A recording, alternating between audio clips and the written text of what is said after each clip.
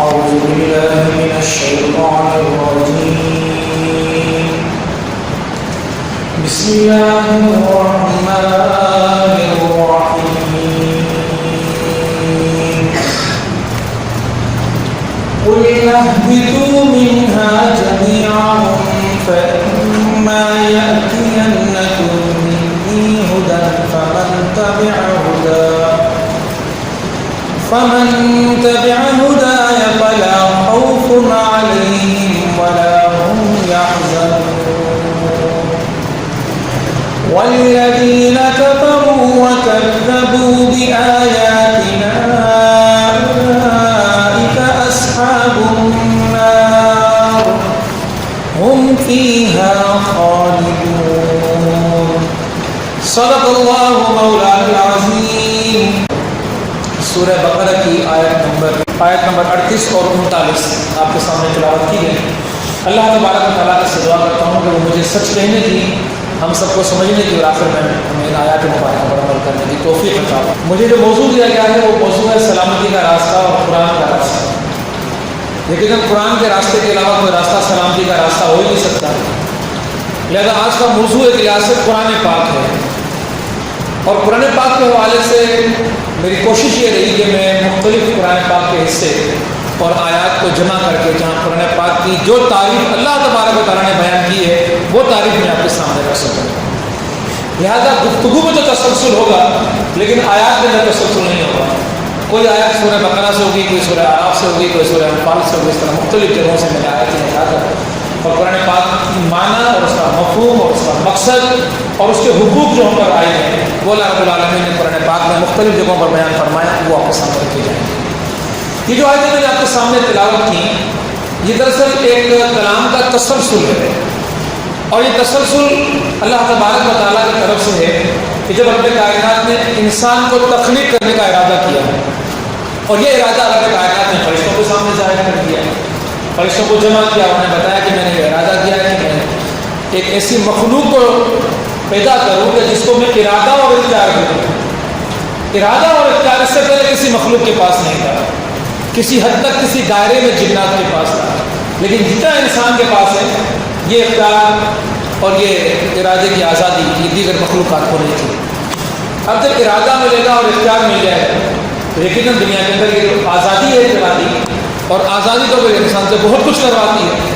آج بھی کسی نوجوان کو آزاد چھوڑ دو، جو چاہے حرکت کرو تو کتنی تباہیاں مچا کر لائے گا وہ. تو دنیا کے اندر جن بھی قوموں نے اور اقوام نے اپنے آپ کو آزاد کر دیا اللہ کی عطا اور فرما برداری سے، یا خود مسلمانوں کے اندر جب قرآن کی ہدایت کو چھوڑ کر رسول خدا کی سنت کو چھوڑ کر لوگوں نے آزادی کی زندگی گزاری تو وہ آزادی کی اتنی تباہی کا باعث بنے انسان کو اس بات کو جانتا ہے. اللہ تبارک و تعالیٰ نے جب یہ بات کی تو فرشتوں نے فوراً یہی بات کی کہ عرب سنجھا، پھر اس کا نتیجہ تو یہ ہوگا کہ یہ انسان زمین پر فساد پیدا کرے گا، اور صرف فساد نہیں بلکہ خون بھی بہائے گا. رب کائنات سے فرشتوں نے کہا کہ قالوا اتجعل فیہا، کہ رب کائنات تو جن کو بنا رہا ہے اس میں یعنی کہ زمین میں من یفسد فیہا، وہ تو فساد کریں گے اس کے اندر، اور پھر فرمایا کہ ویسفک الدماء، وہ تو خون بہائیں گے، قتل و غارت کریں گے، ایک دوسرے کو ماریں گے. وَنَحْنُ نُسَبِّحُ بِحَمْدِكَ وَنُقَدِّسُ لَكَ قَالَ إِنِّي أَعْلَمُ مَا لَا تَعْلَمُونَ. رب کہنا کہ فرمایا کہ جو میں جانتا ہوں وہ تم نہیں جانتے. لیکن فرشتے کیسے جان سکتے ہیں؟ آج ہی کی رات کو لے لیں، آج کتنا خوف انسانوں کے ذہنوں کے اندر بٹھا دیا گیا ہے. موت کا خوف. اللہ سے نہ ڈرو، موت سے ڈرو، مر جاؤ گے. اسی لیے کوئی بھی جو مسجد کا رخ نہ کرے. لیکن عجیب صورتحال ہے کہ مسجد بھی ہے اور مسجد کے اندر نمازی نہیں ہے، مسجد کے اندر مدرس بھی ہیں، مسجدوں کے اندر شفع جاریاں بھی ہیں اور ختم قرآن بھی ہے. ایسا کیوں ہے؟ یہ بھی رب کائنات نے قرآن پاک کے اندر بیان فرما دیا کہ لوگ جو ہیں یہ موت کا خوف دل میں کیوں نہیں کرتے، موت سے کیوں نہیں ڈرتے لوگ. یہ بھی رب کائنات نے قرآن پاک کی آیتوں کے اندر بیان فرما دیا. اب رب کائنات فرما رہا ہے کہ جب میں نے یہ فیصلہ کیا اور فرشتوں نے یہ کہا اور میں نے ان سے یہ کہا کہ ایسا نہیں ہے، تم نہیں جانتے جو بات میں جانتا ہوں اور یقیناً رب جانتا ہے، تو پھر رب کائنات نے انسان کو تخلیق کیا، پھر فرشتوں سے کہا سجدہ کرو، فرشتوں نے سجدہ کیا، شیطان نے نہیں کیا، اور شیطان نے مہلت مانگی، رب کائنات نے مہلت دے دی، اور پھر انسان اور شیطان کی جنت میں رہنے لگے. اور پھر معاملہ یہ ہوا کہ شیطان نے وسواس ڈالے، وہ جو اللہ رب العالمین نے ایک چیز منع کی تھی، ساری آزادی تھی، جو کھانا ہے کھاؤ، جو پینا پیو، جنت کو اپنا مسکن بناؤ رہا اس کے اندر، لیکن اس درخت کے قریب مت جانا۔ پھر معاملہ یہی ہوا کہ ترغیب پیدا کرتا ہے شیطان گناہ کے لیے، نافرمانی کے لیے، انکار کے لیے اور کفر کے لیے، اور ایسا ہی ہوا، شیطان نے وہ ترغیب پیدا کر دی۔ پہلے تو کہا کہ قریب جانے میں کوئی حرج نہیں ہے، قریب جانے سے تھوڑی منع کیا ہے، کچھ کھانے سے منع کیا ہے، اس سے استفادہ حاصل کرنے سے منع کیا ہے، بندہ قریب چلا گیا، اور جب قریب چلا گیا تو پھر دوسرا مغالطہ ذہن میں ڈال دیا کہ پھل کھانے سے منع کیا، پتے کھانے سے منع تھوڑی کیا ہے، پتے کھاؤ گے تو تمہیں یہ فائدہ ہو جائے گا اور وہ فائدہ ہو جائے گا۔ پھر یہی ہوا کہ بندے نے پتا کھا لیا، اور پتا کھا لینے کے بعد اللہ کا حکم ہوا کہ قُلْ اهْبِطُوا مِنْهَا جَمِيعًا، اے شیطان وسوسہ ڈالنے والا تو اور جن کو تم نے وسوسہ ڈالا وہ، یہ سارے کے سارے جمع کر کے میں سارے زمین پر بھیج رہا ہوں۔ قُلْ اهْبِطُوا مِنْهَا جَمِيعًا، سب کے سب نیچے جاؤ، سب کے سب زمین پہ جاؤ۔ لیکن رب کائنات انسان سے محبت کرتا ہے، اور محبت کے ابھی واقعات آپ سن رہے تھے، خدا ذریعہ ڈھونڈ رہا ہوتا ہے، بہانہ ڈھونڈ رہا ہوتا ہے کہ میں اپنے بندوں کو بخش دوں۔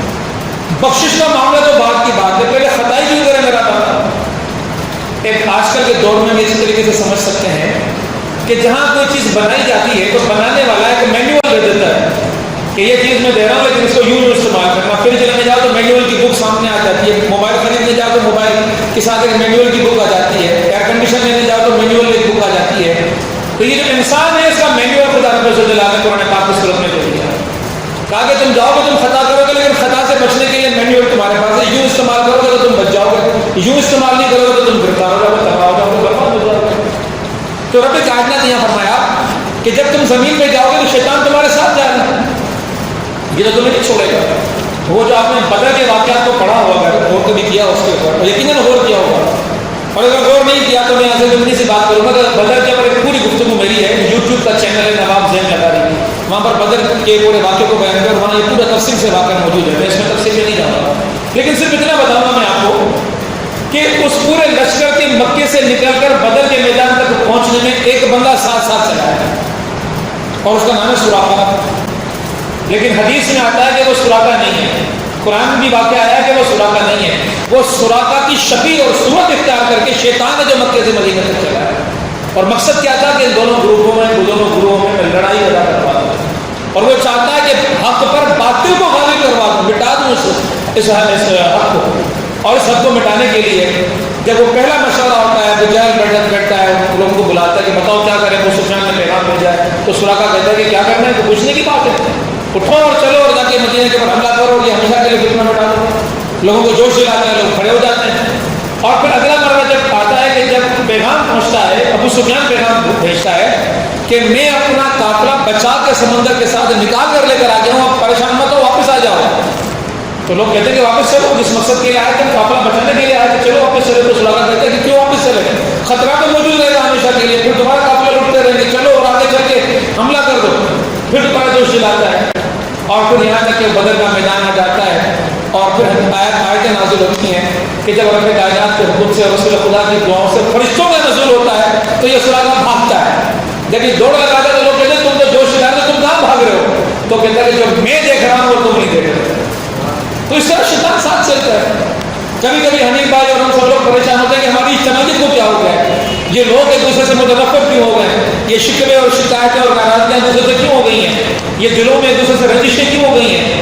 تو میرے بھائی اگر سراقہ بدر آ جاتا ہے، اگر سراقہ ابو جہل کو بیٹھ کے اس کے ذہنوں کے اندر باتیں ڈال رہا ہوتا ہے تو یہ سراقہ کی صورت میں اور مختلف صورتوں میں شیطان ہمارے چاروں طرف چل رہا ہوتا ہے، یہ ہمارے چاروں طرف چل رہا ہوتا ہے، کبھی آپ کے دل میں آتے میرے لیے، کبھی میرے دل میں آپ کے لیے، کبھی کسی کے دل میں شبہات، نفرتیں اور رنجشیں اور ناراضگیاں پیدا کرتا رہتا ہے۔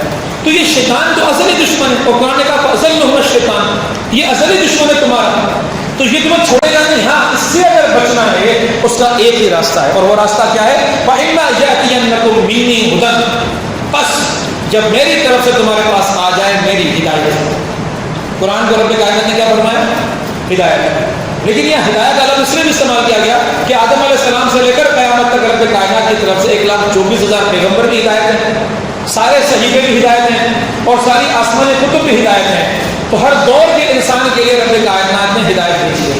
فَإِمَّا يَأْتِيَنَّكُم مِّنِّي هُدًى، تو جب میری طرف سے ہدایت تمہارے پاس پہنچ جائے تو تمہارا رویہ کیا ہونا چاہیے؟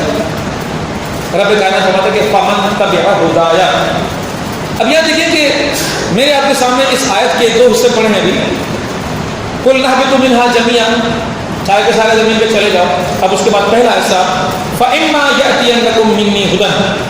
عربی زبان کا جو اسلوب ہے اس اسلوب میں یہ بات کہی گئی ہے کہ الفا فا اگر کسی آیت کے، کسی جملے کے، کسی ہدایت کے، کسی حکم کے شروع میں آ جائے تو سمجھ لو کہ یہ بات کو توڑ دیا، ختم کر دیا، حتمی فیصلہ ہے رب کائنات کی طرف سے۔ اب اس میں کوئی گفتگو نہیں ہے، فائنل ججمنٹ ہے رب کائنات کی طرف سے کہ بس تم نے اب ایسا کرنا ہے۔ تو کیا حکم ہے؟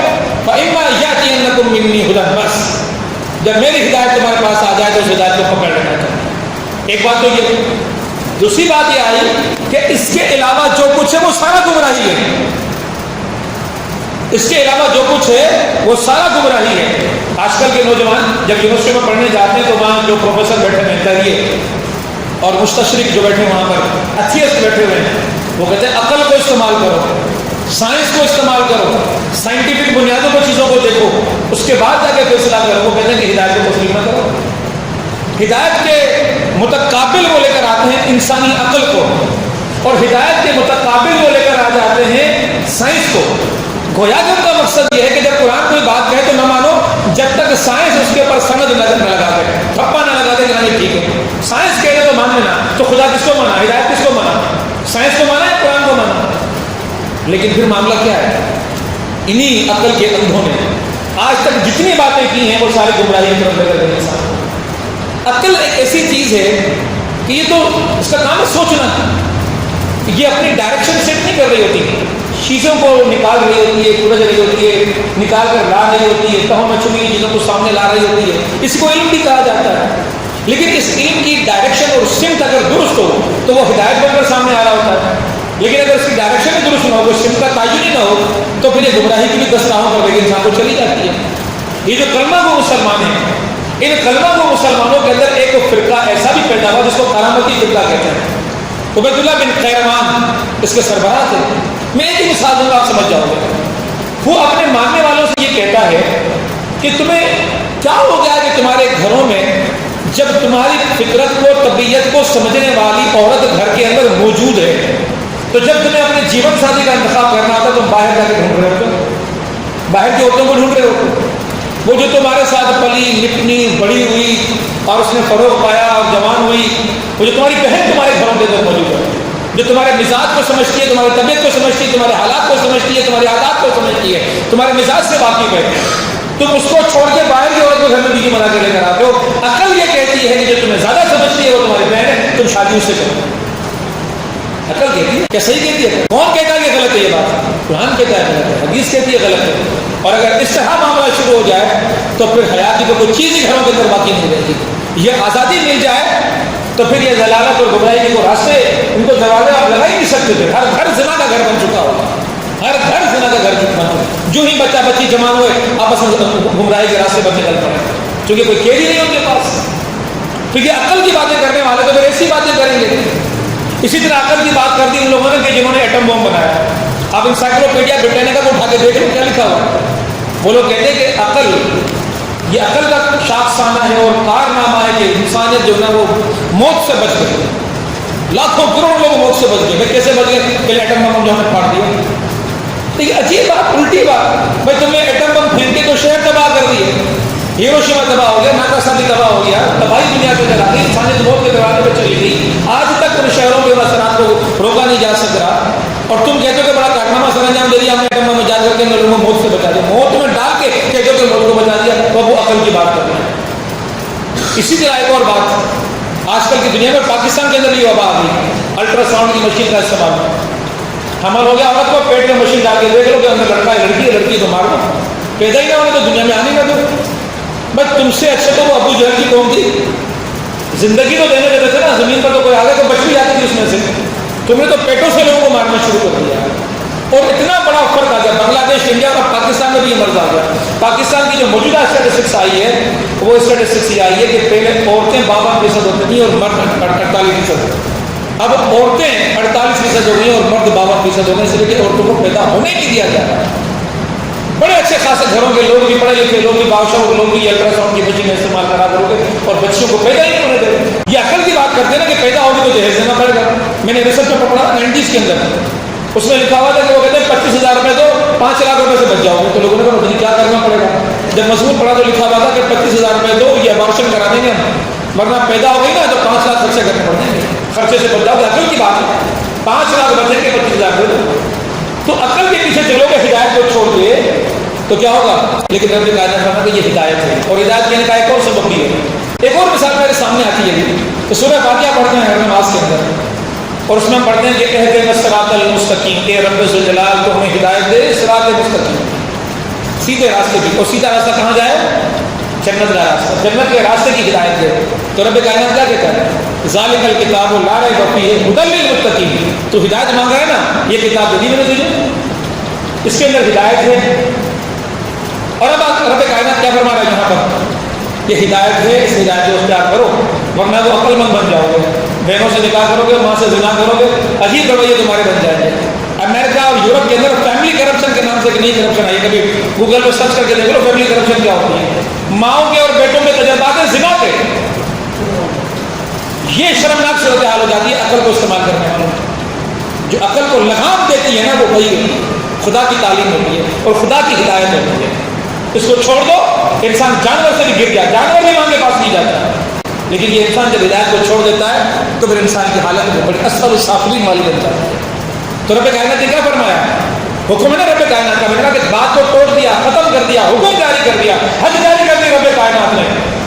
فمن تبع ہدایہ، اتباع کرو اس ہدایت کی، بس اور کوئی راستہ نہیں ہے، کوئی رائے نہیں ہے اس کے طرف۔ رب کائنات کہتا ہے قل اہبطوا منہا جميعا، سارے کے سارے نیچے جاؤ، فإما يأتينكم، جب میری ہدایت تمہارے پاس آئے، منی ہدا، میری طرف سے تمہاری طرف آئے ہدایت، فمن تبع ہدایہ، تو بس اس ہدایت کی اتباع کرو، اور اتباع کے معنی پیروی کرنا، یعنی کہ جیسے جیسے اس کے پیروں کے نشانات پہ چلے جاؤ، اور پیروں کے نشانات پہ کیوں چلے جاؤ کہ یہ ہدایت ہے، یہ نشانات اور ان پیروں کے اوپر چلتے رہو گے، ان راستوں پہ چلتے رہو گے، اس ڈگر پہ چلتے رہو گے، اس راستے پہ چلتے رہو گے، قرآن کے راستے پر چلتے رہو گے، ہدایت کے راستے پہ چلتے رہو گے، سلامتی کے راستے پر چلتے رہو گے، تو بالآخر تمہارا انجام جنت ہوگا۔ فمن تبع ہدایہ، تو پھر کیا کروں گا میں؟ اب رب کائنات کا اعلان سنا ہے، تمہیں کیا کرنا ہے؟ واضح کہہ دیا کہ جب میری ہدایت آئے تو اس ہدایت کی اتباع کرو، اس کو پکڑ لو، یہ سمجھ کر کہ یہ ہدایت ہے، باقی سب کچھ گمراہی ہے۔ وہ جو آپ کو کہیں گے نا کہ آؤ ذرا عقل کے پیمانوں میں ناپ کے دیکھتے ہیں قرآن صحیح کہہ رہا کہ نہیں کہہ رہا، آؤ ذرا سائنس کی بنیادوں میں دیکھتے ہیں کہ قرآن صحیح کہہ رہا کہ نہیں کہہ رہا، یہ لوگ آپ کو جہنم کی طرف لے کے جائیں گے، یہ صراط مستقیم پر نہیں لے کے جائیں گے۔ اس لیے توبہ کرنی چاہیے ایسے لوگوں کی بحثوں پر اور ایسے لوگوں سے مکالمہ کے اوپر۔ اب رب کائنات فرما رہا ہے کہ تم اگر اس ہدایت کو پکڑو گے تو پھر میں تمہیں 2 انعام دوں گا، اور بڑے اہم انعامات ہیں، اور تیسرے انعام کا ذکر پھر اس سے تھوڑا آگے کر دیا جائے۔ وہ 2 انعام کون سے؟ رب کائنات فرماتا ہے کہ فمن تبع ہدایہ فلا خوف علیہم ولا هم يحزنون، بس فلا الفا حکم آ گیا، فیصلہ سنا دیا، آخری بات کر دی رب کائنات نے، کیا کروں گا؟ فلا خوف علیہم ولا هم يحزنون، خوف دل سے نکال دوں گا۔ دیکھیں زندگی کتنی سکون کی ہو جاتی ہے اگر خوف دل سے نکل جائے۔ خوف کی زندگی اچھی زندگی ہوتی ہے، ابھی گزاری نا خوف کی زندگی میں گھر میں بیٹھ گئے، اتنا خوف دے دیا، اتنا خوف دے دیا کہ لوگوں نے یہ کہا کہ خدا مارے گا نہیں، کورونا مارے گا ہمیں، نعوذ باللہ کورونا کے ہاتھ ملک الموت پہ قبضہ کر دیا کورونا ہے، اور ملک الموت نے خدا کے حکم پر چلنا شروع نہیں کیا، اب کورونا کے حکم پر چلنا شروع کر دیا۔ اب جیسے جیسے کورونا بولے گا ویسے ویسے یہ ملک الموت لوگوں کی زندگیاں لیتا ہے۔ یہ کفر ہے کہ نہیں ہے؟ ایمان والوں نے کیا کیا؟ ایمان والوں نے بات نہیں مانی، کیونکہ ایمان والوں کو پتا ہے کہ زندگی بھی اللہ کے ہاتھ میں اور موت بھی اللہ کے ہاتھ میں، کورونا کچھ نہیں کر سکتا۔ یہ تو یقین ہے کہ نہیں ہے؟ کون مارے گا؟ اللہ مارے گا؟ کورونا مارے گا؟ اللہ مارے گا، یہ ایمان ہے ہمارا۔ اور اگلی بات سنیے، اللہ بڑا غیرت والا ہے، یہ تم سب جانتے ہیں، دنیا میں تو بڑی غیرت کا مظاہرہ کرتا ہے، اللہ بھی بڑا غیرت والا ہے، اور غیرت کا رب کائنات کا معاملہ اتنا وسیع ہے کہ ہم تصور نہیں کر سکتے۔ یہ خوف انسان کو کہاں دل میں آتا ہے، دماغ میں کہاں آتا ہے خوف انسان کو؟ وجود کے کون سے حصے میں ہوتا ہے؟ اس خوف کا تعلق دل سے ہے۔ تو خوف کے معاملے میں ذرا بات سنو، میں نے کہا نا اللہ تعالیٰ غیرت والا ہے، تو اللہ کا خوف بھی غیرت والا ہے۔ اللہ غیرت والا تو اللہ کا خوف بھی غیرت والا، اور وہ غیرت کیسی اللہ کے خوف کی؟ یہ خوف کہتا ہے کہ میرے علاوہ کوئی خوف اس دل کے اندر نہیں ہونا چاہیے، میرے علاوہ کوئی اور خوف اس دل کے اندر نہیں ہونا چاہیے۔ تو خدا کہتا ہے کہ جب تو ہدایت کی طرف چلے گا تو تیرے دل کی صفائی ہو جائے گی، مانج دے گا میرا ذکر، میرا قرآن، میری ہدایت تیرے دل سے سارے خوف نکال دے، کوئی خوف تیرے قریب نہیں آئے گا۔ دنیا تجھے ڈراتی رہے گی، روز تو موبائل کی کار میں لگے تو پہلی بات عورت یہ کہے گی خبردار ڈر جاؤ، کورونا آنے والا، کورونا بھاگ دے گا، لیکن تم ڈرو گے نہیں۔ اور حقیقت میں نے دیکھا ہے ایمان کو، آپ بیٹھے نا کوئی خوف نہیں نا لوگوں کو، خوف میں بیٹھے بیٹھے مر جائیں گے۔ یہی ایمان ہے کہ زندگی دینے والا، موت دینے والا اللہ ہے، اور یہ کورونا بھی اسی کے حکم سے، اسی کی مخلوق ہے، اسی کی تخلیق ہے، اسی کی پیداوار ہے، کسی اور کی نہیں ہے۔ اور یہ خوف، اگر اس خوف کے مناظر کو دیکھنا ہے تو یہ اہل ایمان خوف سے کس طرح عاری تھے، دل خالی تھے خوف کے، چونکہ اللہ کا دل، اللہ کا خوف یہ بڑا غیرت والا ہے، یہ کسی اور خوف کو بھی دل میں آنے نہیں دیتا۔ یقین جانیے کہ میں آج کی مثال دے رہا ہوں، ختم قرآن میں مجھے ایک مسجد میں جانا تھا، میں اس مسجد میں گیا تو جب میں اندر گیا ہوں تو مجھے اندر کا یہ کمرہ پورا بھرا ہوا نظر آیا، باہر گیا ہوں تو پورا برآمدہ مجھے بھرا ہوا نظر آیا، جگہ نہیں مل رہی۔ میں نے کہا سیڑھیاں چھت پہ چلا جاؤں، کچھ دیر جا کے بیٹھ جاؤں جب تک کہ تھوڑا سا رش کم ہو جائے۔ جب میں چھت پر گیا تو چھت نظرانے پڑنے والوں سے بھری ہوئی۔ کہاں گیا ڈر میرے بھائی، کہاں گیا ڈر؟ ڈر نہیں آ سکتا اس سینے کے اندر، اس دل کے اندر، جس دل کے اندر اللہ کا ڈر ہوگا، کیونکہ قرآن کہتا ہے کہ فلا خوف علیہم ولا هم يحزنون، جو ہدایت کو مانے گا، جو ہدایت پہ چلے گا، میرا کام یہ ہوگا دل سے خوف نکالنا اس کا۔ اب خوف اس سے قریب نہیں آئے گا۔ اور میں آپ کو عجیب سائیکالوجی بتاتا ہوں، میرے جو فیس بک فرینڈ ہیں احسان بھائی والے، ان کو پتا ہے، میں نے کل پرسوں ایک ویڈیو شیئر کی تھی، انڈیا کا موٹیویشنل اسپیکر ہے، اس موٹیویشنل اسپیکر نے خوف کے اوپر تھوڑی سی ایک کلپ سے لکھتا ہے کہ انڈیا کے اندر ایک صاحب تھے، ان کو پھانسی کی سزا دی، اور لوگوں نے کہا کہ سائیکالوجسٹ نے کہا کہ ہمیں ذرا اس پہ کام کرنے دو، ہم کچھ تجربے کرنا چاہتے ہیں۔ بھائی کیا کریں گے، زیادہ تر ہمارے تجربوں میں یہ مر جائے گا نا، تو تم موت کی سزا تو اس کو ویسے دے چکے ہو، ہمیں تجربہ کرنے دو۔ تو انتظامیہ نے کہا کہ تم تجربہ کرو، سائنٹیفک ریسرچ ہو رہی تھی اس کے اوپر۔ اب ان لوگوں نے اسے کہا کہ جو ہم نے سائنس سے جو ہم نے تحقیق کی ہے کہ جب کھانسی آتی ہے، بندہ لٹکتا ہے، یہ ہڈی ٹوٹتی ہے تو اس میں تکلیف ہوتی ہے، شدید تکلیف ہوتی ہے، اور انسان تڑپتا ہے، زندگی پورے جسم سے نکلتی ہے، پاؤں سے لے کر سر تک پورا، اور اس کے اندر کوئی 30 سیکنڈ کو 1 منٹ لگ جاتا ہے انسان کو تڑپنے میں، تکلیف میں، اذیت میں۔ پھر انہوں نے کہا کہ ہمارے پاس ایک دوسرا آپشن ہے آپ کو مارنے کا، اگر آپ اجازت دیں تو ہم آپ کو اس طریقے سے مار دیں، اس میں تکلیف کم ہوتی ہے۔ اور وہ طریقہ ہمارے پاس ہے کہ ہم ایک سانپ لے کر آئیں گے، کوبرا، تو وہ جب ڈنک مارے گا تو اس کی تکلیف بہت کم ہوتی ہے، اتنی ہوتی ہے جس کا سوئی لگ جائے بس، لیکن اس کا زہر اتنا شدید ہوتا ہے کہ وہ 60 سیکنڈ یا 30 سیکنڈ اگر لیتا ہے تو یہ 1 سیکنڈ میں موت واقع ہو جاتی ہے، اتنا فرق ہے۔ تو بتاؤ تم کون سے طریقے سے مرنا پسند کرو گے؟ چوائس دی جا رہی ہے، تمہیں پھانسی میں لٹکائیں یا تمہیں جو ہے ہم سانپ سے ڈسوائیں۔ تو اس میں نے کہا سانپ سے ڈسواؤ تو میری جان چھوٹ جائے گی، میں کیوں تڑپا رہوں، یہ آسان کام ہے۔ تو ان لوگوں نے اس کو بٹھا دیا، سانپ آگے بیٹھ کے تھوڑا قریب میں سانپ انہوں نے نکال دیا جوگی نے، اور وہ کوبرا سانپ نکلا، پھٹ مار کے بیٹھ گیا، اس نے کہا بس اسی سے مجھے کاٹیں گے۔ وہ کپڑا ان کے پاس پڑا ہوا ہے، ایسا کپڑا اس کے اوپر ڈال دیا گیا، اسے نہیں معلوم کیا ہو رہا ہے۔ تو ایک بندہ قریب آیا، اس نے انجیکشن سے سوئی نکالی، اس کو سوئی چبو دی، سوئی چبوتے بندہ مر گیا 1 سیکنڈ کے اندر۔ یہ لوگ آیا اس کے نفس کو تلاش کیا، سر آپ دیکھا تو بھائی بندہ مر گیا، سانپ تو وہاں پڑا ہوا تھا، سوئی ماری۔ تو انہوں نے کہا یہ خوف سے انسان مرتا ہے، خوف سے انسان مرتا ہے۔ پھر انہوں نے اس کا کیمیکل ایگزامن کیا، وہ آپ موٹیویشن اسپیک دے رہی ہے، انہوں نے اس کا کیمیکل ایگزامینیشن کیا تو اس کے پورے جسم میں ان کو وہ زہر نظر آیا جو کوبرا کے اندر ہوتا ہے۔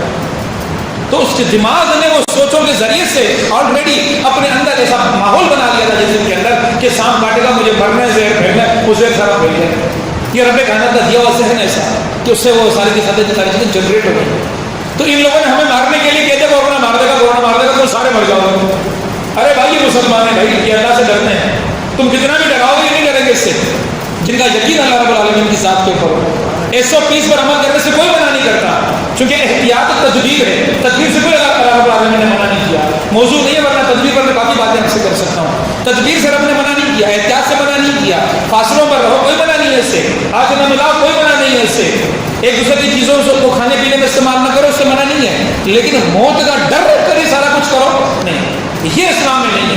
خوف تو صرف اللہ کا، اور بات واضح سن لیجیے، اس آیت کی روشنی میں سن لیجیے اور قرآن کو پڑھ کے دیکھ لیجیے، غیر اللہ کا خوف بھی شرک ہے، شرک ہے۔ مارنے والے ذات اللہ کی، تم دیکھو کورونا مارے گا تو شرک ہو گیا نہیں ہوا؟ اللہ کے ساتھ کسی کو شریک نہیں کرنا۔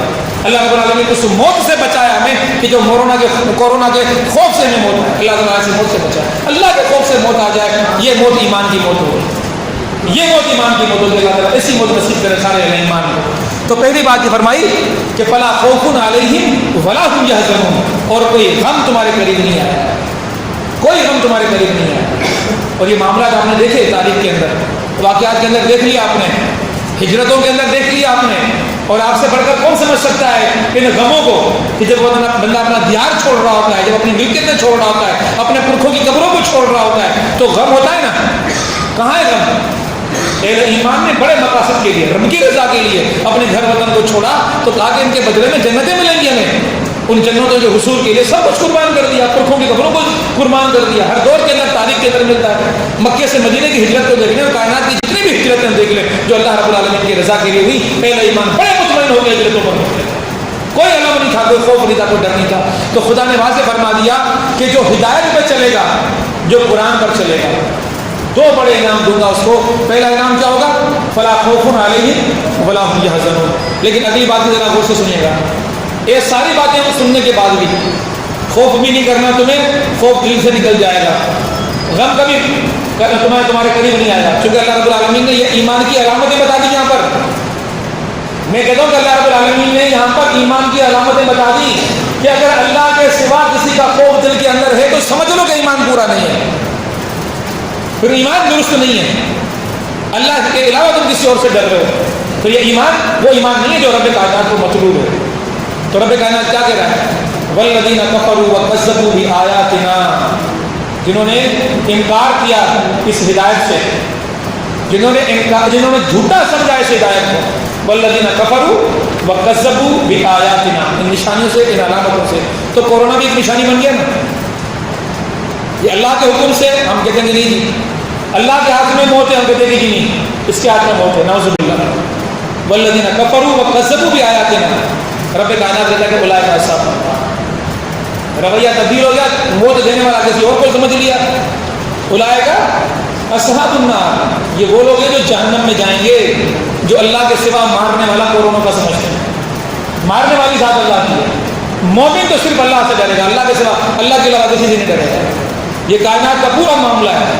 6 لاکھ فوج کل پاکستان کی ہے، پورے پاکستان کی فوج 6 لاکھ ہے، اور 6 لاکھ فوج کشمیر میں بیٹھی ہوئی ہے، فلسطین میں دیکھیں آپ لوگ، تو چھوٹے چھوٹے بچے جو ہیں وہ ہاتھوں میں پتھر لیے ہوئے ان کے اسرائیلی فوج کے ٹینکوں میں مار رہے ہیں، ہے موت کا خوف ان لوگوں کو۔ ایمان یہاں سے نظر آئے گا، ایمان ہے نہیں ہے دلوں کے اندر، مومنوں کے اندر، خوف کی کیفیت سامنے لے کر آ جاؤ، ڈر گیا ایمان نہیں ہے، قدم ٹھہر گئے ایمان ہے۔ تو جن لوگوں نے اس ہدایت کو ہدایت نہیں سمجھا اللہ رب العالمین کی طرف سے دی گئی، اور اس کو رب کائنات کی عطا نہیں سمجھا، والذین کفروا وکذبوا اولئک اصحاب النار، وہ اصحاب النار وہ جہنم میں جائیں گے۔ اب یہاں پر ایک مکالمہ تھوڑا سا ذرا سمجھ لیجیے گا، مجھے نہیں معلوم، والذین کفروا وکذبوا بآیاتنا اولئک اصحاب النار، اصحاب النار تو کوئی بھی ہو سکتا ہے اہل ایمان میں سے، اس لیے کہ جو گناہ کرے گا گناہ کی سزا کے لیے اس کو جہنم میں جانا پڑے گا، یہ بات تو سمجھ رہے ہیں لوگ، لیکن یہ بات بھی ہم جانتے ہیں سورہ مومنون میں، قد افلح المؤمنون، فلاح اور کامیابی اور جنتیں خدا رب ذوالجلال کی ہے، کس کے لیے؟ مومنین کے لیے، اولئک اصحاب النار، یہ کیسے ہو جائیں گے اصحاب النار؟ تو علماء کرام فرماتے ہیں کہ نہیں، گناہ کی سزا کھا کر جہنم سے جو آخری ٹھکانہ مومن کا ہے وہ جنتی ہوگا، الذین یرثون الفردوس ہم فیہا خالدون۔ خدا کہتا ہے کہ ایمان والے آدم علیہ السلام تھے، ایمان والے سارے انبیاء تھے، ایمان والے سارے ان کا ساتھ دینے والے ان کے اصحاب تھے، اور ایمان والا جو بھی جس دور میں ہوگا وہ وارث ہے جنت کا۔ آدم علیہ السلام کے وارث ہو نا تم، آدم تمہارے باپ ہیں، تم ان کے اولاد ہو، تو تم بھی وارث ہو جنت کے اگر تم ایمان والے ہو، جو ایمان لے کر آیا آدم علیہ السلام پر اور انبیاء پر اور قرآن پر، وہ وارث ہے جنت کا، وارث ہے۔ اور ہم فیہا خالدون، تمہاری ہمیشہ رہنے کی جگہ کون سی ہے؟ جنت ہے، تو جنت میں ہمیشہ رہیں گے۔ لیکن یہ بڑی باتیں رب کائنات ہیں، ذرا غور سے سنیے گا، قرآن ہدایت ہے، جو قرآن کو ہدایت نہ مانے، سائنس کو ہدایت مانے، عقل کو ہدایت مانے، تو پھر رب کائنات کیا کہتا ہے؟ اولئک اصحاب النار ہم فیہا خالدون، ہمیشہ کے لیے جہنم، ہمیشہ کے لیے جہنم کس کو؟ ہمیشہ کے لیے جہنم اس کو کہ جو کفر میں گرفتار ہو گیا، کافر ہو گیا، جو اس کے ایمان رب کائنات کی بارگاہ میں قبول نہیں ہوا، یعنی کہ ثابت ہو گیا کہ جو قرآن کو ہدایت نہیں مانتا، جو اس کی اتباع نہیں کرتا، تو اللہ رب العالمین کی بارگاہ میں وہ مومن بھی نہیں ٹھہرتا، اس کا حشر وہی ہوگا جو قرآن کے انکاریوں کا حشر ہوتا ہے، قرآن کے پر ایمان نہ لانے والا ہوتا ہے، تو انہی کے ساتھ جہنم کی آگ کے اندر جلتا رہے گا۔ تو قرآن پاک کی مختلف آیات سے اب یہاں پر رب کائنات فرماتا ہے، ابھی قرآن پاک کا موضوع ہی چل رہا ہے، رب کائنات فرماتا ہے کہ فالذین آمنوا بہ، بس جو لوگ ایمان لے کر آگے اس کے اوپر، فالذین آمنوا بہ وعزروہ، عزروہ عزت دیتے ہیں اس کو، کس کو؟ قرآن کو۔ اب ذرا مجھے بتائیں، میری اور آپ کی اولاد بڑی عزت کرتی ہے ہماری جناب، سارا دن القاب اہتمام کے ساتھ بولتی ہے، ابا جان، پیارے جان، امی جان، مما جی، ممتا جی، فلاں جی، فلاں جی، لیکن بات کوئی بھی نہ مانے تو کیا وہ عزت کر رہے ہیں؟ بات نہ مانے تو ہم کہیں گے جی تم ہماری عزت نہیں کرتے، تم ہماری بات نہیں مانتے۔ وہ عزروہ کے معنی کیا ہوئی؟ اگر تم قرآن کو عزت دے رہے ہو تو یہ تو تب ثابت ہو رہا ہے جب تم قرآن کی مان رہے ہو۔ اب اس کی الٹ بات کیا ہو جائے گی؟ اگر تم قرآن کی نہیں مان رہے اس کا مطلب تم قرآن کو عزت بھی نہیں دے رہے، قرآن کی نہیں مان رہے تو تم قرآن کو عزت بھی نہیں دے رہے۔ خدا کہتا ہے میں نے تمہیں قرآن دیا، میں نے تمہیں ہدایت دی، اس کی اتباع کرو، اس کی مانو۔ اب کیا کہتا ہے؟ اس کی عزت کرو، جو یہ کہے وہ کرو، اس کے مطابق زندگی کو ڈھالو۔ قرآن کہتا ہے کہ میرے سوا کسی کا خوف نہ کرو، اللہ کا حکم ہے، اور تم کہتے ہو کہ نہیں ہم تو کورونا سے مر جائیں گے، تو بتاؤ تم نے کس کی عزت کی؟ فَعَزَّرُوهُ، عزت دو اس قرآن کو، تو جو قرآن کو عزت دے گا اللہ رب العالمین اس کو عزت دے گا، جو قرآن کو عزت نہ دے گا اللہ رب العالمین کے پاس اس کی کوئی عزت نہیں ہے۔ اور یقین جانیے کہ خدا کی بارگاہ میں عزت والا وہ جو جنت کے اندر جائے گا، اور بے عزت وہ ہے جو جہنم میں جائے گا۔ تو جو اس کو عزت نہیں دے گا وہ اللہ رب العالمین کو عزت نہیں دے رہا، اللہ کے قرآن کو عزت نہیں دے رہا۔ اگلی بات ذرا غور سے سنیے گا، وَنَصَرُوهُ، نصرت، مدد، اس کی مدد کرو۔ اب ذرا خود ہی سوچیں کہ قرآن کی مدد کیسے کریں؟ عزت دینا تو لوگوں نے ذرا عام سا انداز اختیار کر لیا ہے، اس کو خلافوں میں لپیٹ دیا، اس کو چومنا شروع کر دیا، اس کو اونچی جگہوں میں، وہ سمجھتے ہیں کہ قرآن کو عزت دینے کی معنی یہ ہے، قرآن کی ماننا یہ قرآن کو عزت دینا نہیں ہے۔ حالانکہ خدا کہتا ہے کہ اس کی مانو تو اس کو اس کی عزت دے، اس کو عزت دے رہے، اس کو نہ مان کر عزت دینے والا معاملہ تمہاری طرف سے نہیں ہو رہا۔ وَنَصَرُوهُ، اس کی مدد کرو۔ قرآن کی مدد کیسے کریں؟ قرآن ایک چارٹر لے کر آیا ہے، قرآن ایک پروگرام لے کر آیا ہے، قرآن ایک نصب العین لے کر آیا ہے، قرآن ایک فکر لے کر آیا ہے، قرآن ایک سوچ لے کر آیا ہے، قرآن ایک انقلابی راستہ لے کر آیا ہے، قرآن ایک پیغام لے کر آیا ہے۔ اب اس پیغام کو اس کائنات کے اندر اللہ کی زمین کے اوپر لوگوں تک پہنچانا یہ تمہاری ذمہ داری ہے۔ تو جو قرآن کو لے کر اٹھیں گے اور دنیا میں چھا جائیں گے اور لوگوں تک قرآن کے پیغام کو پہنچائیں گے، لوگوں تک قرآن کی بات پہنچائیں گے، لوگوں تک قرآن کا فلسفہ پہنچائیں گے، لوگوں تک قرآن کی آیات پہنچائیں گے، اور قرآن کے نظام کو اللہ کی زمین پر قائم کرنے کے لیے اس دنیا کے اندر جدوجہد کریں گے، وہی لوگ قرآن کی مدد کرنے والے ہیں۔ تو کون قرآن، کس طرح قرآن کی مدد کی جا سکتی ہے؟ عام انداز میں بندہ سوچ ہی نہیں سکتا کہ قرآن کی مدد کیسے کریں گے، اس کے علاوہ کوئی اور مدد ہو سکتی ہے قرآن کی؟ قرآن کہتا ہے وَأَقِیمُوا الصَّلَاةَ، نماز قائم کرو، اور ہم اپنی زندگیوں میں قرآن کو قائم کرنے کی کوشش ہی نہ کریں، نماز کو قائم کرنے کی کوشش ہی نہ کریں۔ قرآن کہتا ہے کہ زکوٰۃ کا نظام قائم کرو، اور ہم اپنی زندگی میں نہ زکوٰۃ دیں نہ زکوٰۃ کے نظام کو قائم کرنے کی کوشش کریں۔ تو قرآن کے احکامات کو زمین پر قائم کرنا یہ قرآن کی مدد کرنا ہے۔ تو قرآن کیا کہہ رہا ہے؟ جو قرآن کہتا ہے وہ کرو، اس کو ہدایت مانو، اس کے پیچھے چلو، اس کی اتباع کرو، اس کی پیروی کرو، اس کے بتائے ہوئے راستے پر چلو۔ تو رب کائنات نے فرمایا کہ فَالَّذِينَ آمَنُوا بِهِ، بس اس کے پر ایمان لے کر آؤ، وَعَزَّرُوهُ، اس کو عزت دو، وَنَصَرُوهُ، اس کی مدد کرو، وَاتَّبَعُوهُ، اور اس کی اتباع کرو۔ اتباع سے نکلا ہے یہ قرآن کی ہدایت ہے۔ تمہارا ایمان اس قرآن کے اوپر ایسا ہو جانا چاہیے کہ میری بقا اور میری حفاظت اس قرآن کے پیچھے چلنے ہے، ورنہ میں بچ نہیں پاؤں گا شیطان کے وسواس سے، شیطان کے شر سے، شیطان کے شکنجے سے، شیطان کی شرارتوں سے، شیطان کے وسواس سے۔ یہ بچنے کا راستہ یہی ہے کہ میں اس قرآن کو ہدایت مانوں اور اس کی اتباع کروں۔ لیکن رب کائنات نے ذرا ایک اور انداز سے اس کو ذرا اور بھی کھول دیا، فرمایا کہ وَاتَّبَعُوا نُورَ الَّذِی، یہ جو ہے قرآن نور الذی، یہ قرآن جو ہے یہ میرے طرف سے ایک نور ہے تمہارے لیے، اس کے علاوہ اندھیرا ہے، گھٹا ٹوپ اندھیرا ہے، ضلالت اور گمراہی ہے، اس کے علاوہ کچھ نہیں۔ قرآن ہی نور ہے، جو اس میں تمہیں نظر آئے گا، جو یہ تمہیں دکھائے گا وہی روشنی ہے۔ ہم پرانے ادوار کے اندر جب اپنے گاؤں محلوں میں رہتے تھے جہاں لائٹیں نہیں ہوتی تھیں، یا تو ہمارے پاس لالٹین ہوتی تھی یا ہمارے پاس ٹارچ ہوتی تھی، اور راستہ دیکھنے کے لیے کیا ہوتا تھا کہ ٹارچ کو کھولتے تھے، جو روشنی نظر آتی تھی وہی راستہ نظر آتا تھا، باقی چاروں طرف اندھیرا تھا۔ تو یہ جو راستہ ٹارچ میں دکھا رہی ہے قرآن کی صورت کے اندر، بس اسی راستے پر چلو گے تو تمہاری منزل جنت چھیڑے گی، یہ نور ہے۔ اور نور صرف اپنے لیے نور نہیں ہوتا، نور صرف اپنے لیے نور نہیں ہوتا، قرآن نور ہے، اس کے اندر ہدایت، اس کے اندر روشنی، اس کے اندر سب کچھ ہے، لیکن صرف اس کے اندر نہیں ہے، یہ دوسروں کے لیے بھی نور ہے کہ جو اس کو اپنا لے، جو اس کو اختیار کر لے، یہ اس کے لیے بھی، اس کی نگاہوں میں، اس کی سوچ میں، اس کے سمجھ میں، اس کے دل میں سارے اندھیروں کو نکال کر، ساری گمراہیوں کو نکال کر اس کے لیے اس کے راستوں کو صاف کر دیتی ہے، اس کے لیے ہدایت کے راستوں کو نمایاں کر دیتا ہے۔ تو رب کائنات نے سے کیا فرمایا؟ رب کائنات نے فرمایا کہ واتبعوا نور الذی، اس کی اتباع کرو، یہ میرا نور ہے، میری طرف سے نور ہے، میری طرف سے روشنی تمہارے لیے، یہ اندھیروں کو مٹا دے گا، یہ تمہارے راستوں کو واضح کر دے گا، اور ان راستوں پر چلنا تمہارے لیے آسان ہو جائے گا۔ انزل معہ، اور جو اس کے ساتھ میں نے نازل کیا۔ علماء کرام فرماتے ہیں کہ انزل معہ کے معنی انبیاء علیہ السلام، جو ان قرآنوں کی تشریح کے لیے ساتھ ہے، تفسیر کے لیے ساتھ ہے، جو وہ کہیں وہ بھی تمہارے لیے نور ہے، جو وہ کہیں وہ بھی تمہارے لیے رب کائنات کی طرف سے ہدایت ہے۔ اس کو کیا یہ ہدایت ہے؟ نبی اکرم صلی اللہ علیہ وسلم کی زندگی، اس زندگی پر چلو گے تو یہ روشنی بن کر تمہیں جنت کی طرف لے کر جائے گا۔ قرآن تو واضح کہہ رہا ہے، رب کائنات فرماتا ہے کہ اولئک هم المفلحون، جو اس راستے پر چلیں گے فلاح اسی کو ملے گی، اور جو اس راستے پر نہیں چلیں گے انہیں کیا ملے گا؟ اس کے الٹ بات کو ذرا سوچیں جو قرآن کہہ رہا ہے کہ اگر یہ ہدایت ہے، اس کو تم عزت دو گے تمہیں فلاح ملے گی، اس کی نصرت کرو گے تمہیں فلاح ملے گی، اور اس کو اس کی اتباع کرو گے تمہیں فلاح ملے گی، تو یعنی کہ یہ سب کچھ تم نہیں کرو گے تو تمہیں کیا ملے گا؟ پھر تمہیں ضلالت ملے گی، پھر تمہیں گمراہی ملے گی، اور گمراہی کی صورت میں تمہیں جہنم ملے گی۔ سورہ اعراف ہے، اور سورہ اعراف کے اندر رب کائنات فرماتا ہے کہ ھذا بصائر من ربکم وہدی ورحمہ لقوم یؤمنون۔ بصائر، بصیرت، سوجھ اور سمجھ اور عقل اور فہم اور شعور، خدا نے قرآن پاک کو کیا کہا؟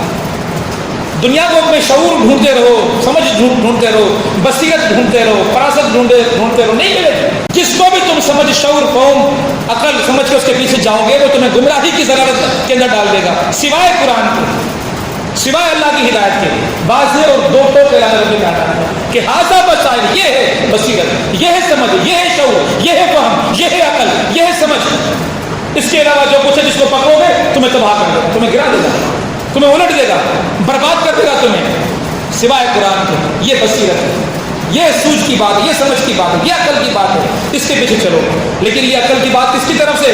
نہ لینن کی طرف سے، نہ مارکس کی طرف سے، نہ ماؤ سے تم کی طرف سے، اور نہ آج جو ہے وہ ایک نیا اسرائیلی پیدا ہوا ہے، آج لوگ اس کے پیچھے چل رہے ہیں، نوح اس کا نام ہے آج کل، ذرا لوگ گوگل کر کے دیکھ لیں، اس میں بھی نئی نئی باتیں، کریٹیکل تھنکنگ کی باتیں۔ آج ہمارا جو عقل مند لوگ ہیں، جو عقل کے پیروکار ہیں، وہ کہتے ہیں کہ بڑی کام کی باتیں کر رہا ہے، اس کے پیچھے چلو۔ عجیب بات کرتے ہیں لوگ۔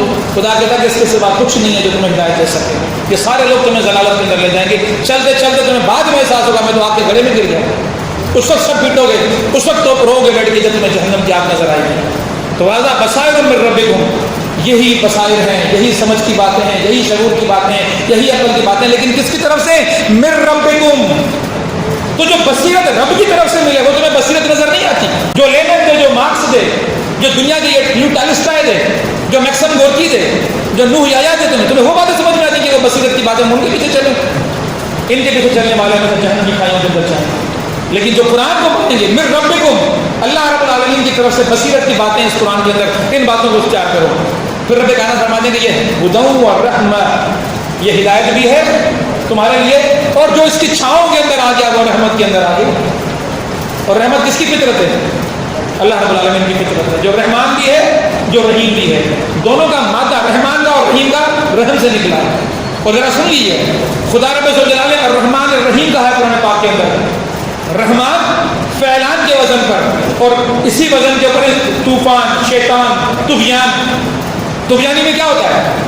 پانی نکلتا ہے، طوفان میں کیا ہوتا ہے؟ ہوائیں، لیکن شدت سے چلتی ہیں۔ جن چیزوں کے اندر شدت پائی جائے، عربی زبان کا اصول یہ ہے کہ ان کے آخر میں نون آتا ہے، جیسے یہاں پر آ رہا ہے طوفان، طغیان اور شیطان، شر اس میں آتا ہے۔ تو رب کائنات کا رحمان، رب کائنات کے اندر رحم کی جو صفت ہے وہ بڑی شدت کے ساتھ پائی جاتی ہے، چھلکی جا رہی ہے، وجود سے باہر آ رہی ہے، پھیلی ہوئی ہے بہت زیادہ، آغوش میں لینے کے لیے بیتاب ہے رحمت رب کائنات کی۔ الرحیم، العلیم، السمیع، البصیر، بصیر، علیم، سمیع، ان تمام الفاظ کے اندر پھر ہمیشہ کی ہے۔ اللہ دیکھتا ہے، ہمیشہ سے دیکھ رہا ہے، اللہ سن رہا ہے، ہمیشہ سن رہا ہے، ہر وقت سن رہا ہے، تو ہمیشہ یہ ان تمام الفاظ کے اندر۔ تو رحیم سے جو الفاظ بنے، رحم سے جو الفاظ بنے وہ رحمان بنا، رحم سے جو الفاظ بنے وہ رحیم بنا، اور دونوں الفاظ کے اندر ایک کے اندر شدت اور دوسرے میں ہمیشگی۔ تو اللہ شدت سے محبت کرتا ہے اور اللہ ہمیشہ محبت کرتا ہے، کبھی نہیں چھوڑتا۔ اب ذرا ایک واقعہ سنیے گا.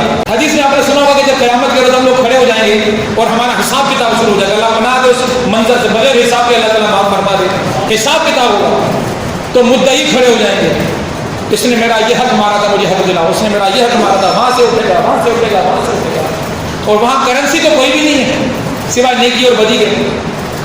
تو حدیث میں آتا ہے کہ اس بندے کی نیکیاں اٹھا کے ان کو دی جائیں گی, یہاں تک کہ نیکیاں ختم, مدعی کھڑے ہو رہے ہیں. اب اگلا مرحلہ آنا ہے کہ ان کی بدیاں اٹھا کر اس کے کھاتے میں ڈالی جانی ہے, تاکہ اس کی بدیوں کا بار, اور بدیوں کا بار بڑھ گیا تو جہنم کا دوران نہیں پڑے گا. ایسے حالات جب ہوتے ہیں تو اللہ تبارک و تعالیٰ اس بندے سے کہتا ہے مدعی سے ذرا میری بات بھی سن لو. آپ سنیے ذرا, آپ کا مقدمہ میرا مقدمہ ہے, یہ قیامت کے روز میدان حشر میں کھڑے ہوئے ہیں, لوگوں کے حق مارے ہوئے ہیں, لوگوں کے ساتھ زیادتیاں کی ہوئی ہیں, مدعی بن کر لوگ کھڑے ہوئے ہیں اور لوگ طلب کر رہے ہیں, نیکیاں ختم ہو گئی ہیں, اب ہمارے پاس بدیاں باقی رہ گئی ہیں, اب ان کی بدیاں ہمارے کھاتے میں ڈالنے کا وقت آ جائے تو ایسے میں رب کی رحمت جوش میں آ جاتی ہے, اور رب کائنات اس بندے سے کہتا ہے کہ ذرا وہ دیکھ, وہ جنت کی طرف دیکھ, وہ جنت کی عمارت دیکھ, وہ جنت کا محل دیکھ, کیا تو پسند کرے گا میں تجھے وہ جنت کا محل دے دوں, وہ عمارت دے دوں. حدیث میں آتا ہے. تو بندہ حیران ہو جائے گا, مدعی میرا مقدمہ اتنا بڑا تھوڑی تھا کہ اس کے بدلے مجھے جنت مل رہا, خدا نے مجھے ایسا کیا کر لیا میں نے. تو خدا پتہ کیا فرمائے گا, تم میرے اس بندے سے درگزر کر دے, میں اس کے بدلے تجھے جنت دوں گا. میرے اس بندے سے تو درگزر کر دے, ہمیشہ رحم ہے نا, تو میدان حشر میں بھی رحم ہوگا خدا کی طرف سے. میرے اس بندے سے درگزر تو کر دے, اپنا حق اس کو معاف کر دے, تو بدلے میں تجھے وہ جنت کا محل دے دوں گا, وہ جنت کی عمارت دے دوں گا. لکھو میں جو منون, لیکن شرط یہ کہ اس کو مانو تو صحیح. جو نہیں مانے گا تو خدا کا رحم نہیں ہے اس کے لیے, بصائر بھی نہیں ہے پھر قرآن اس کے لیے, بصیرت بھی نہیں دے گا قرآن اس کو راہ نہیں سجائے گا. وَإِذَا قُرِئَ الْقُرْآنُ فَاسْتَمِعُوا لَهُ, قرآن کا حق خدا بتا رہا ہے, جب تمہارے سامنے قرآن پڑھا جائے فاستمعوا, بس اس کو سنو اور کوئی کام نہ کرو. منع کر دیا جائے, کیا کام کرنا ہے, جب قرآن پڑھا جائے تو ایک ہی کام کرو. علماء فرماتے ہیں کہ جب امام خطبے کے لیے نکل جائے اب سارے کام چھوڑ دو, قرآن پڑھنا بھی چھوڑ دو, نوافل بھی چھوڑ دو, اب قرآن پڑھا جائے. وَإِذَا قُرِئَ الْقُرْآنُ فَاسْتَمِعُوا, صرف قرآن سنو. تو خطبے کے دوران بولنا منع ہے.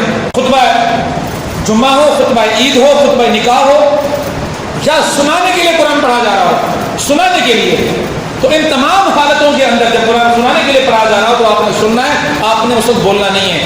اور علماء نے یہاں تک بیان فرما دیا کہ جب آپ بول رہے ہو, جب آپ قرآن پڑھ رہے ہو اور سنانے کے لیے قرآن پڑھا جا رہا ہے تو کسی کو خاموش کرنے کے لیے بھی کچھ نہ بولو, کسی کو یہ بھی نہ کہو کہ خاموش ہو جاؤ. کیوں کہ جو اگلا حکم رب کائنات کا ہے, وَإِذَا قُرِئَ الْقُرْآنُ فَاسْتَمِعُوا لَهُ لَهُ وَأَنصِتُوا, انصات کے معنی ہے چپ رہو, انصات کے معنی چپ رہو, سنو اور چپ رہو. تو کسی کو یہ بولنا خاموش ہو جاؤ, یہ بھی گناہ کے زمرے میں آ جائے گا. دوران خطبہ اگر کوئی بول رہا ہے تو اس کو یہ بھی نہیں بول سکتا کہ خاموش ہو جاؤ. قرآن کہتا ہے وانصتو, انصات کے معنی خاموش رہنا, تمہیں خاموش رہنے کا حکم ہے. اب تم نہیں بول سکتے اللہ کی بارگاہ میں. علماء کرام یہاں تک فرماتے ہیں کہ ایسے حالات کے اندر کہ امام نماز پڑھ رہا ہے, جماعت ہو رہی ہے, نماز پڑھائی جا رہی ہے, جنت اور دوزخ کے تذکرے کے آیات قرآن پاک کے اندر آ رہی ہیں, تو وہاں بھی اس موقع پر دعائیں نہ مانگو. جب جنت کی بات آئی ہے, قرأت کے اندر آئی ہے, چونکہ جب وہ آیت پڑھے گا قرآن کی, جہنم کا ذکر آئے گا, جنت کا ذکر آئے گا, اور تم نے سننے کے بجائے اور بولنا شروع کر دیا کہ اللہ مجھے بھی دے دے, تو انصتو کی خلاف ورزی ہو جائے گی. یہ قرآن کا حکم ہے. ہاں لیکن نوافل میں کر سکتے ہیں, نوافل پڑھنا شروع کر دیں, قرآن کی آیت جا رہے ہیں, رک رک کر جو مانگنا مانگتے رہے, جو بولنا بولتے رہے, دعائیں مانگتے رہے, تو بڑا نازک معاملہ ہے. اور فرمائے کہ فاستمعوا لَهُ وَأَنصِتُوا لَعَلَّكُمْ تُرْحَمُونَ. بات پہلے بھی رحم کی آئی تھی نا, اب پھر دوبارہ آخر میں رب کائنات نہیں کرنا ہے, یہ سب کچھ کرو تاکہ میں تم پر رحم کروں. یہ سب کچھ تم کرو, کیا کیا تم کرو, اس کو بصائر, بصیرت کی بات اس کو سمجھو, کسی اور کی بات کو بصیرت کی بات نہ سمجھو. دنیا کے اندر جتنے بھی نظریات دینے والے ہیں تمام کے نظریات کو باطل نظریات سمجھ کے قرآن کے نظریے کو حق کا نظریہ سمجھو اور اس کی پیروی کرو. پہلی بات تو یہ, اور رب کی طرف سے نظریہ سمجھو اس کو, رب کی طرف سے حکم سمجھو, رب کی بات سمجھو اس کو, وہ ہدی و رحمت, اس کو ہدایت سمجھو, اس کو رحمت سمجھو. لیکن یہ کون کرے, وہ جو اس کو ماننے والا ہے. وَإِذَا قُرِئَ الْقُرْآنُ فَاسْتَمِعُوا لَهُ, اور جب قرآن پڑھا جائے تو اس کو سنو, وَأَنصِتُوا لَعَلَّكُمْ تُرْحَمُونَ, اور خاموش رہو تاکہ تمہارے پر رحم کیا جائے. واقعات میں آتا ہے, واقعہ حدیث میں آتا ہے, صحیح بخاری کی حدیث ہے, بخاری مسلم دونوں میں, کہ نبی اکرم صلی اللہ علیہ وسلم سفر پہ روانہ ہوئے اور اصحاب اشعار کہا گیا ہے, ساتھ ہیں نبی اکرم صلی اللہ علیہ وسلم.